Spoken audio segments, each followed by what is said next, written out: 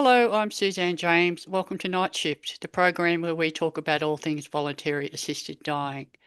Today, I'll be joined by my favourite regular guest again, Dr Nick Carr. Nick is a senior clinical lecturer at Melbourne University, one of the first doctors in Australia to train to provide voluntary assisted dying services, and he's also on the board of Dying with Dignity Victoria. He joins us now from Melbourne. Nick, welcome. Lovely to talk to you again, Suzanne. Now, we're here today to talk about something a bit different. We're getting away from the dry legislative matter and we're going to talk about your involvement in the book, The Power of Choice. Now, just in case people have somehow missed it, that's a beautiful photo essay recently released by award-winning photographer Julian Kingma with co-authoring by Steve Offner. That is a photo essay of people who are in the late stages of their life and who have chosen voluntary assisted dying. Now, Nick, you and your patient, Lynette appeared on page 60 of this book. Lynette unfortunately suffered from scleroderma disease. So let's start with what exactly that is, please, and what it does to the patient. Most people won't have heard of scleroderma because it's a fairly rare disease. Fewer than 1 in 10,000 Australians will ever experience it. And it's one of these so-called connective tissue diseases and autoimmune diseases, which is just a fancy way of saying it's the body attacks itself. In this case, the body attacks the connective tissues, which are the important bits that hold us together. So skin is very much affected, but it can also affect the internal organs, things like heart, kidneys, and particularly the lungs. And while the skin problems are the external manifestation and cause excruciating symptoms for scleroderma sufferers, the life-limiting area of scleroderma is often what happens inside, particularly to the lungs. And that's what happened to Lynette. Now, you were Lynette's coordinating VAD doctor. How did you and Lynette end up involved in the book project?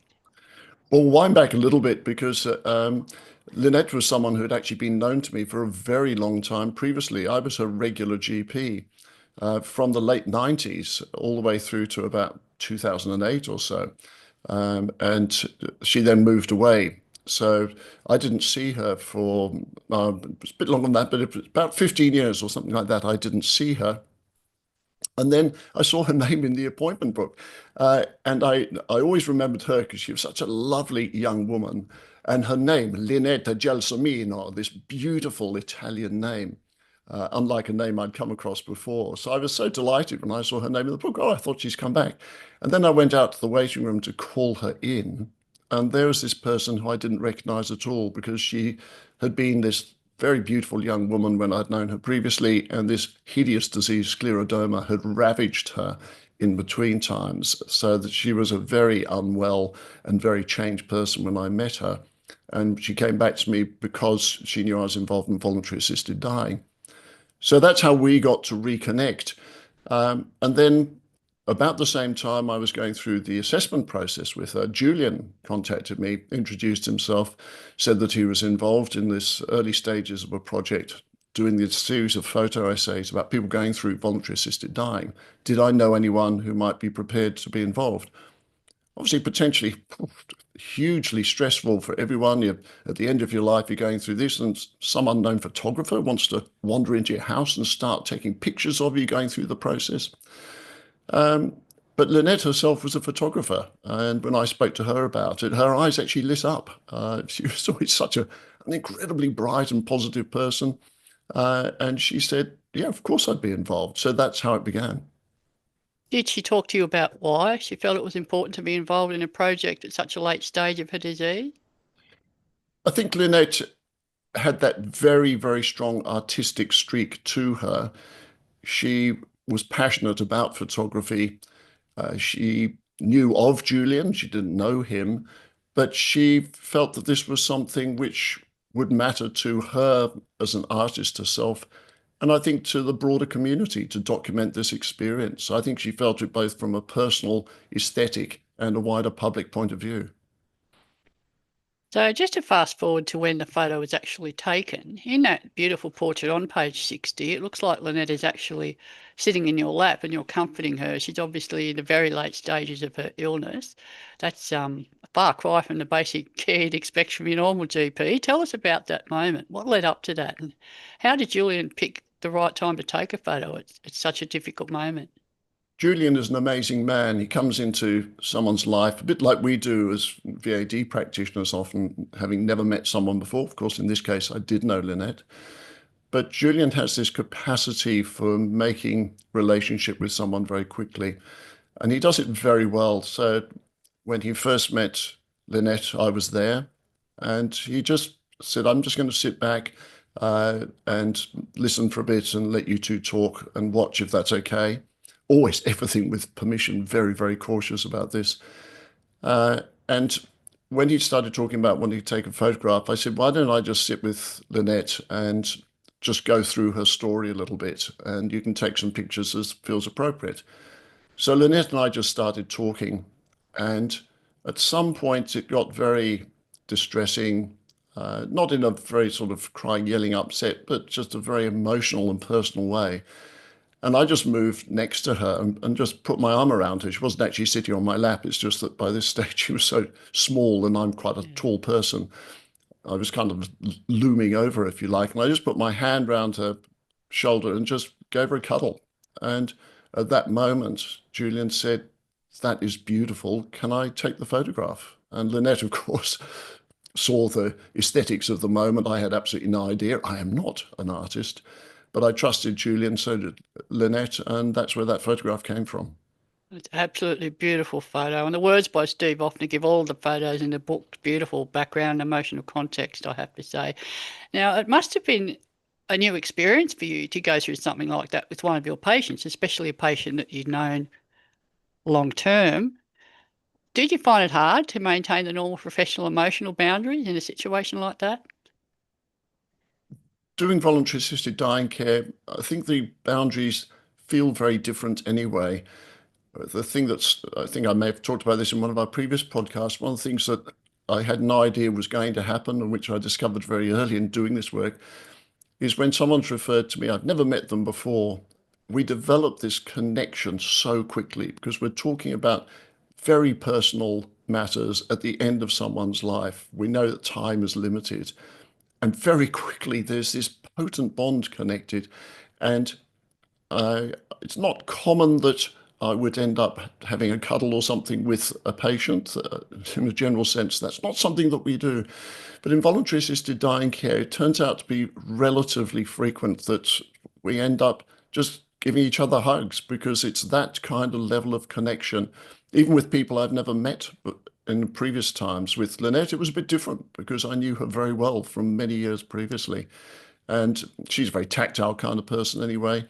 And it's just the kind of work where we often end up doing that kind of comfort hugging. And it's, I have to say, it's comfort going both ways.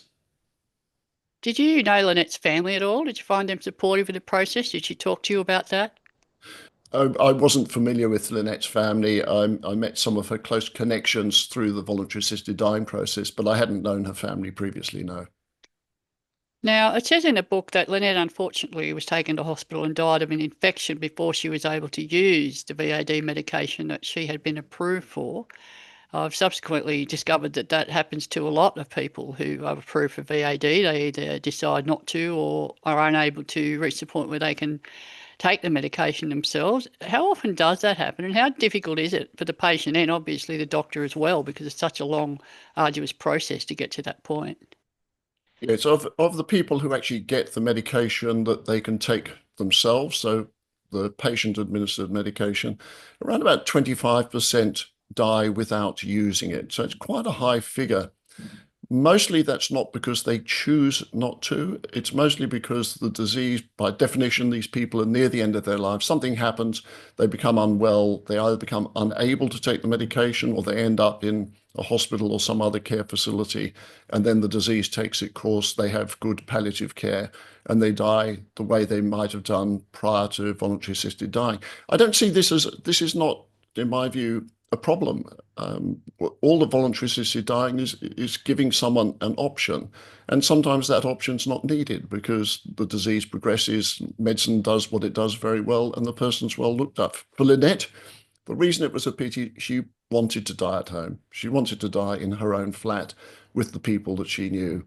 And unfortunately, she did get very unwell and ended up in hospital and dying there. That wasn't what her preference would have been.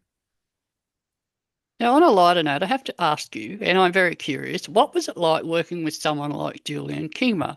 Now, he's an award-winning photographer, and for God's sake, he's got Harper's Bazaar, Rolling Stone on his CV, and obviously hugely talented. And you have to wonder, he's not the prima donna temperamental you might expect of someone at that end of the market. So, what was it like working with him? Well, I have to confess, I hadn't known his name previously. I've heard a lot about him since. As soon as I spoke to him on the phone, I felt very comfortable. His approach was so appropriate, it was so gentle. His capacity to just take the time was what really impressed me. He would make more than one phone call, more than one visit, whatever was needed just to take the time. There was never a rush. There was never a sense of, oh, I've got to get the shot kind of feeling, which I suppose was my kind of fantasy about what a professional photojournalist might need to do. He just seemed to have all the time in the world. He was the gentlest, kindest soul you could imagine. I think he's also probably more prone to shed a tear than most of us. So empathic is Julian. So he was just the most wonderful person to work with. He made me feel at ease immediately. I almost within the first 5 minutes of talking to him, I thought, yes, I'm comfortable introducing this person to my patient. I did want to be there when he came for the first time, which is why I was there when Julian met Lynette. I needn't have worried because he was so good at putting everyone at ease. He was just the most remarkable person to work with. Now, it sounds like it must have been an emotional roller coaster of an experience, as most VAD work, I think, is, whether you're a clinician or a member of the family or carer or the applicant yourself. It's a huge call emotionally. Would you do it all again? Oh, of course, in a heartbeat. This work is some of the most rewarding work I have ever done. And yes, it is. It takes an emotional toll, but in the end, the main experience most of us working in voluntary assisted dying have is a real sense that we're helping people at a crucial time in their lives in a way that prior to 6 years ago we couldn't have done, and it means so much. Oh gosh, yes, I'd do it again. Nick Carr, it's been fabulous talking to you again. And the book in question, The Power of Choice, authored by Julian Kingma with Steve Offner, is available through NewSouth Publishing, also at all good bookstores, or through the Go Gentle Australia website. Dr. Carr, thank you so much for joining us. Lovely to talk to you. In our next episode, I will be talking to a lady from New South Wales who has been diagnosed with motor neurone disease and has been approved for voluntary assisted dying. She's kindly agreed to join us to talk about her journey. I'm Suzanne James. Thank you for listening to Nightshift.